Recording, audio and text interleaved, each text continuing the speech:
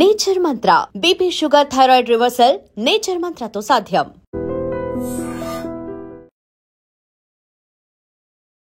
నమస్తే, welcome to I Dream talking point with కవిత.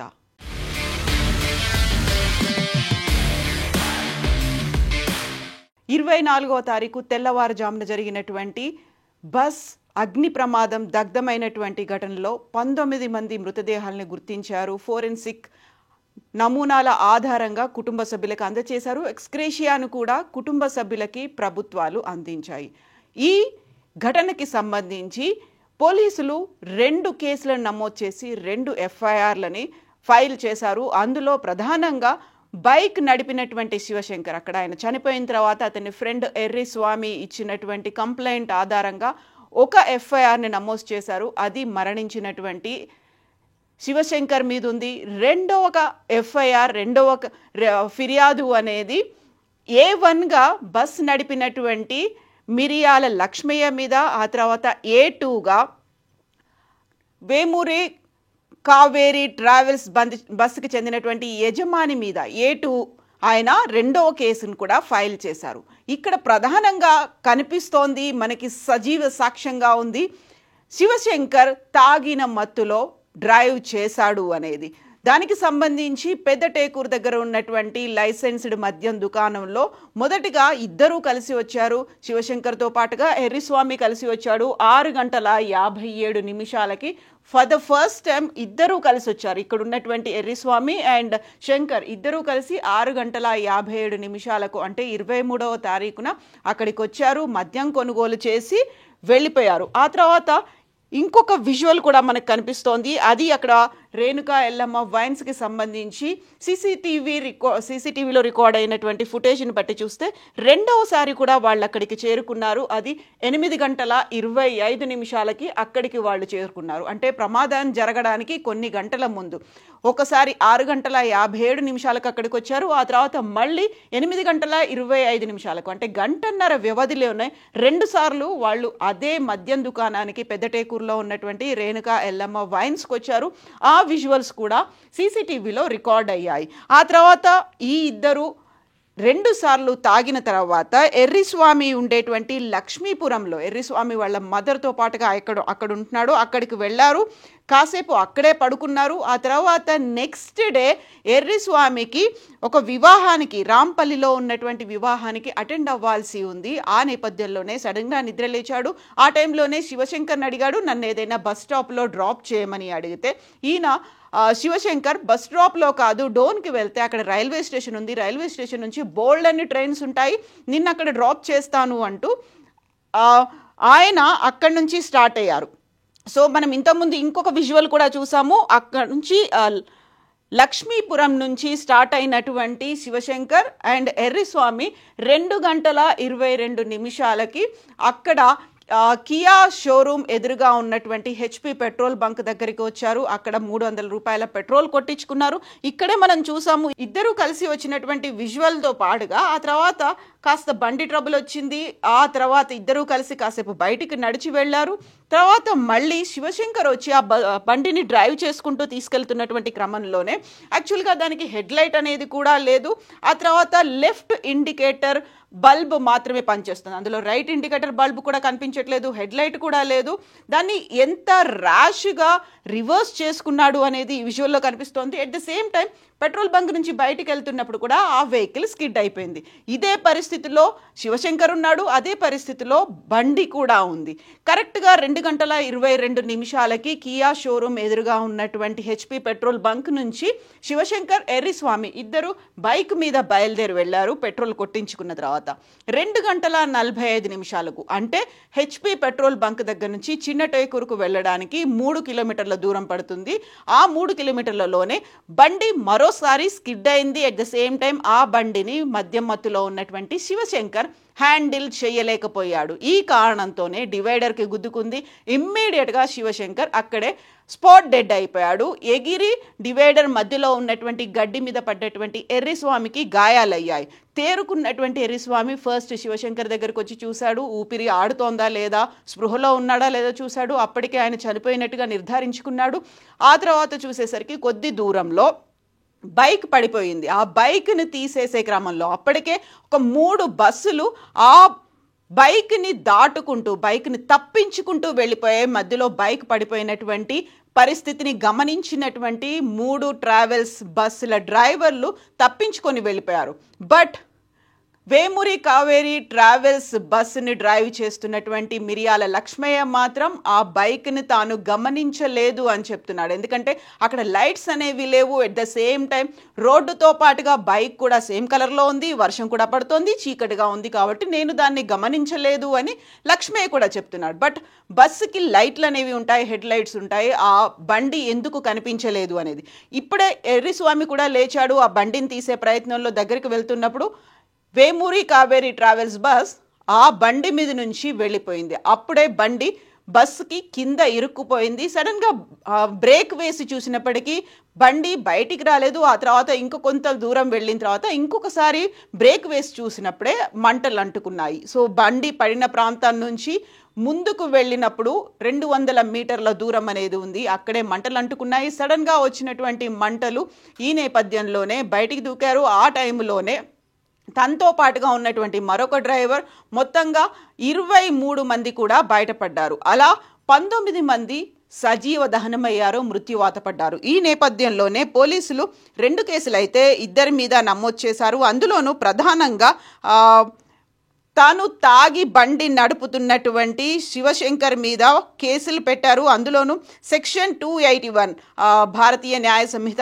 ప్రకారం section 281 అనేది ర్యాష్ డ్రైవింగ్, అంటే ర్యాష్ డ్రైవింగ్తో మనుషుల ప్రాణాలు తీయడం అనే దాని మీద ఒక కేసు పెట్టారు. Section 125A negligence behaviour endangering others lives, నిర్లక్ష్యంగా డ్రైవ్ చేయడంతో ఇతరుల ప్రాణాలు తీయడం. అలాగే సెక్షన్ 106(1) అనేది causing death due to rash driving, ఇతరులకి ప్రాణాలు తీయడం ర్యాష్ డ్రైవింగ్తో. వీటి మీద అయితే కేసులు పెట్టారు. A1, A2లుగా ఇంకొక FIR నమోదు చేసి వేమూరి కావేరి ట్రావెల్స్ డ్రైవర్తో పాటుగా యజమాని మీద కూడా కేసులు పెట్టారు. ఇక్కడే ప్రధానంగా వినిపిస్తోంది వాట్ అబౌట్ మిరియాల లక్ష్మయ్యకి ఇచ్చినటువంటి లైసెన్స్కి సంబంధించి. యాక్చువల్గా హెవీ వెహికల్ లైసెన్స్ అనేది 8th క్లాస్ పాస్ అయిన తర్వాత మాత్రమే ఉంటుంది, అర్హతగా 8th క్లాస్ని నిర్ధారించారు. బట్ మిరియాల లక్ష్మయ్య 5th క్లాస్ మాత్రమే చదివాడు. ఆ తర్వాత 10th క్లాస్ ఫెయిల్ అయినట్టుగా ఒక దొంగ సర్టిఫికెట్ని తీసుకున్నాడు. 2004లో అతను ఫస్ట్ లారీ క్లీనర్గా పనిచేశాడు. ఆ తర్వాత లారీ డ్రైవర్ అవతారం ఎత్తాడు. అప్పుడు ఒక యాక్సిడెంట్ కూడా జరిగింది. సడన్గా ఓవర్టేక్ చేసేటువంటి క్రమంలో మిరియాల లక్ష్మయ్య నడుపుతున్నటువంటి లారీలో ఉన్నటువంటి క్లీనర్ మరణానికి లక్ష్మయ్య కారణమయ్యాడు. ఆ తర్వాత ఆయన మీద కేసు కూడా ఉంది. తర్వాత కొన్ని రోజుల పాటు ఊరికి వెళ్ళిపోయాడు, పొలం పనులు చేసుకుంటూ ట్రాక్టర్ కూడా నడిపాడు. ఆ తర్వాత కొంతకాలానికి ట్రావెల్స్ బస్సులో జాయిన్ అయ్యాడు, డ్రైవర్గా జాయిన్ అయ్యాడు. రెగ్యులర్గా బెంగళూరు నుంచి హైదరాబాద్ రూట్, ఈ రూట్లలోనే తన బస్సులను తిప్పుతూ ఉన్నాడు. బట్ అక్కడ ఆయనకి ఒక క్వాలిఫికేషన్ లేకపోయినప్పటికీ సర్టిఫికేట్ ఎవరిచ్చారు, ఎప్పుడు ఇచ్చారు, ఎక్కడ తీసుకున్నారు, దీని మీద కూడా సమగ్రమైనటువంటి దర్యాప్తు జరపాల్సినటువంటి అవసరం ఉంది. అలా ఇల్లీగల్గా సర్టిఫికేట్లు ఇస్తున్నప్పుడు ఇంకొకరి ప్రాణాల మీదకి తీసుకొస్తున్నారు, లేకపోతే అక్కడ ప్రమాదాలు జరుగుతున్నాయి. అలాంటప్పుడు ఎవరైతే సర్టిఫికేట్ ఇచ్చారో వారి మీద కేసు ఎందుకు పెట్టరు అనే దాంతో పాటుగా 4th కేసు పెట్టాల్సినటువంటి అవసరం ఉంది.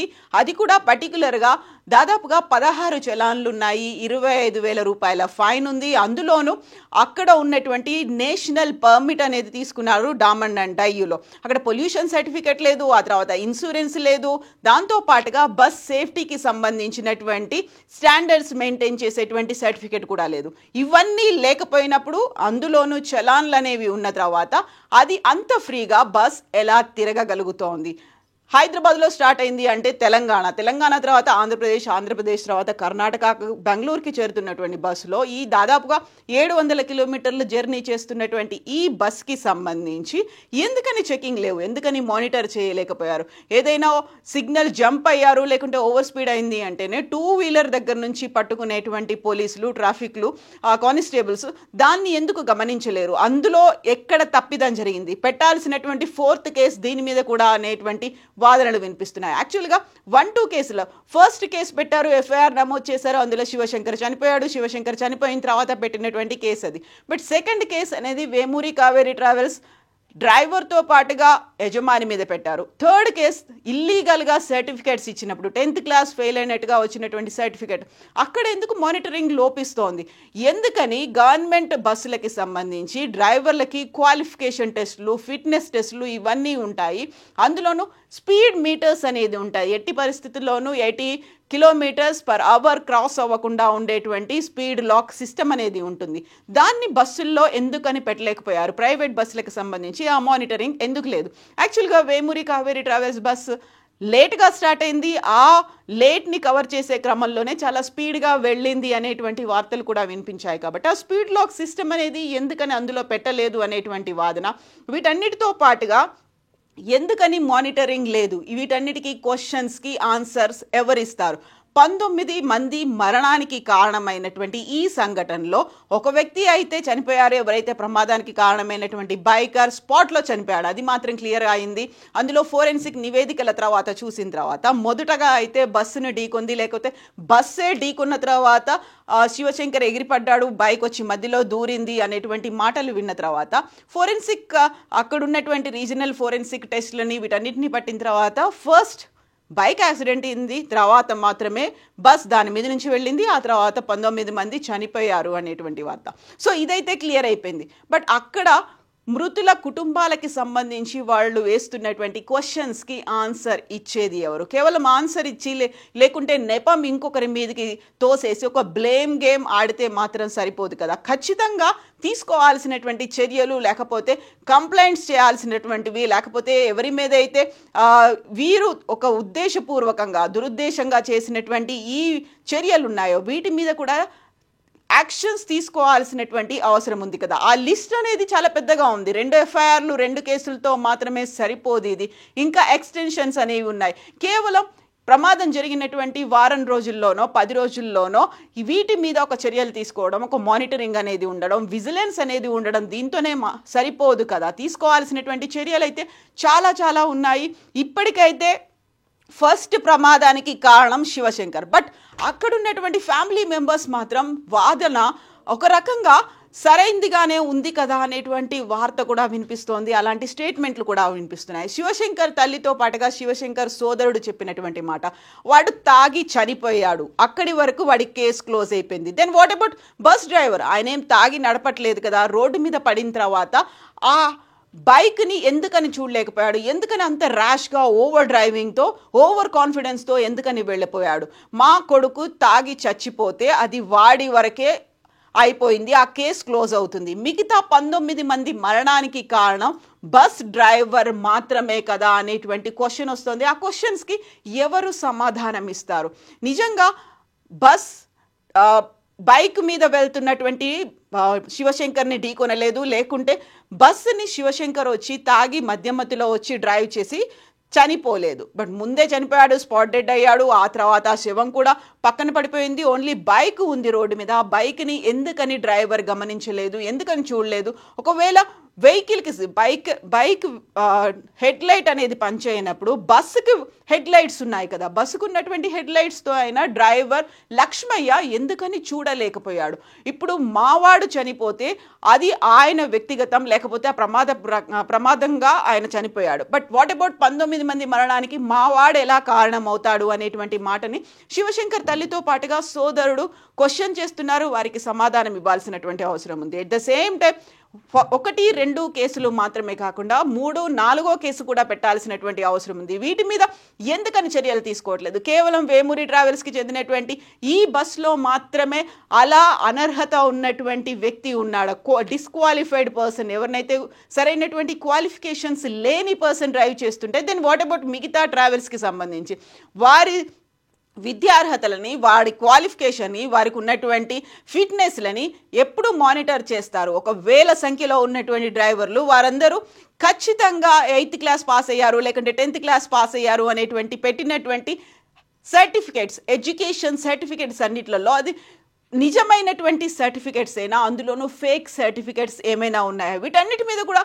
మానిటరింగ్ చేయాలి, వీటన్నిటి మీద కూడా స్క్రూటినీ అనేది జరగాలి, చర్యలు తీసుకోవాలి కదా. ఎట్ ద సేమ్ టైం అక్కడ ఉన్నటువంటి బస్కి ఫిట్నెస్ లేదు, లేకుంటే పొల్యూషన్ సర్టిఫికేట్ లేదు, అక్కడ ఉన్నటువంటి ఇన్సూరెన్స్ కూడా ఎక్స్పైర్ అయిపోయింది. అలాంటి వాటి మీద, అందులోనూ పర్టికులర్గా చలాన్స్ ఉన్నటువంటి బస్సుల గురించి ఎందుకని మానిటర్ చేయట్లేదు?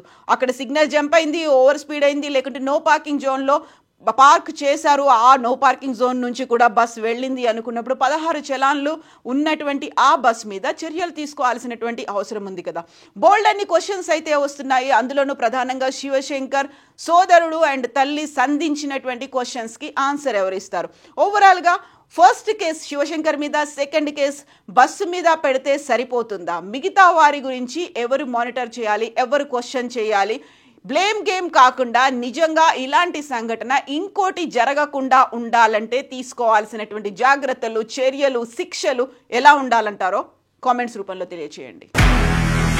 నిజంగా ప్రస్తుతం ఉన్నటువంటి సమాజం దేనికి ప్రయారిటీ ఇస్తుంది?